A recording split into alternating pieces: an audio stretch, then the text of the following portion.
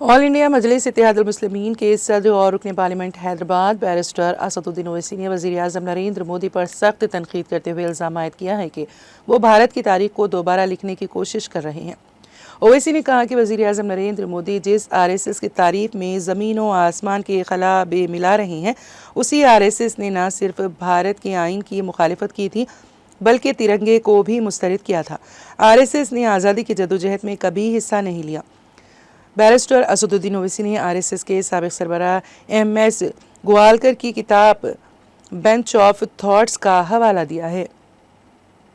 ये हुआ कि RSS का एक भी आदमी मुल्क की आजादी में अपनी जान नहीं गंवाया, एक भी आदमी। अगर नाम है तो बता दो हमको। RSS का कोई भी आदमी RSS के बनने के बाद जेल को नहीं गया। अब तारीख ये बताती है कि हेगडेवर जो बानी है RSS के, जो आज 100 साल बनाए, RSS बनने से पहले वो कांग्रेस के मेंबर थे और हेगडेवर कांग्रेस के मेंबर होते हुए ये बात, उनकी जो बायोग्राफी लिखी गई, बायोग्राफी लिखने वाले का नाम चंद्रशेखर परमानंद भिशिकर था। तो उस वक्त हेगडेवर ने, जब RSS बनी नहीं थी, वो अंग्रेजों के खिलाफ और एहतजाज किस पे करे, खिलाफत मूवमेंट की ताईद में हेगडेवर थे, समझिए आप। तो खिलाफत मूवमेंट की ताईद में थे, तकरीर करे, पकड़े गए, 1 साल जेल में थे। उसके बाद महात्मा गांधी ने क्या कहा था कि जो कोई भी अंग्रेज उसको गिरफ्तार कर रहे हैं वो वकील नहीं ठहराएंगा, वकील नहीं ठहराएंगा, मगर हेगडेवर वकील ठहरा लिए। एक ये देखो आप, बेचैनी उनकी।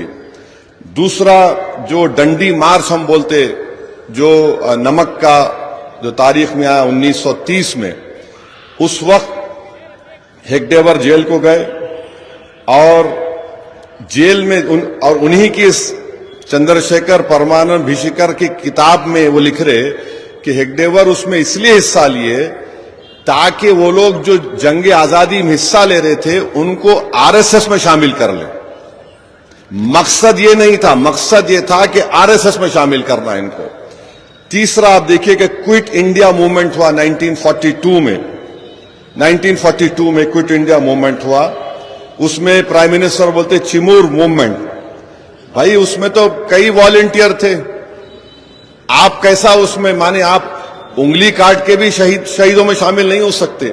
वहां भी एक प्रधानमंत्री लंबी दे दिए। ब्रिटिश अंग्रेजों के जो आर्काइव्स है, यानी उनका जो रिकॉर्ड है, उसमें उन्होंने लिखा कि RSS के वर्कर कभी हिस्सा नहीं लिए और उनसे हमको खतरा नहीं। अंग्रेज लिख रहा जो खाबिज था। अब चौथी बात यह है कि जब क्विट इंडिया मूवमेंट हो रहा था, क्विट इंडिया मूवमेंट हो रहा था, तो श्यामा प्रसाद मुखर्जी फजलुल हक के साथ डिप्टी CM थे।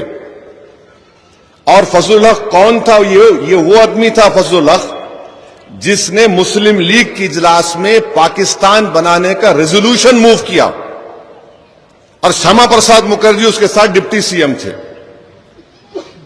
ये 4 चीजें, इसका जवाब भारत के प्रधानमंत्री नहीं देंगे। फिर ऑर्गेनाइजर एक RSS की मैगजीन है, 1947 14 अगस्त RSS अपनी मैगजीन में लिखा कि ये जो हमारा तिरंगे के 3 रंग है, 3 रंग है ना, उसमें लिखा कि ये जो 3 रंग है ये अशुभ है। अशुभ है कहा, ये एक बात हो गई। ये भी हमारे प्रधानमंत्री को मालूम, मगर डाल दे रहे, गुगली डाल रहे।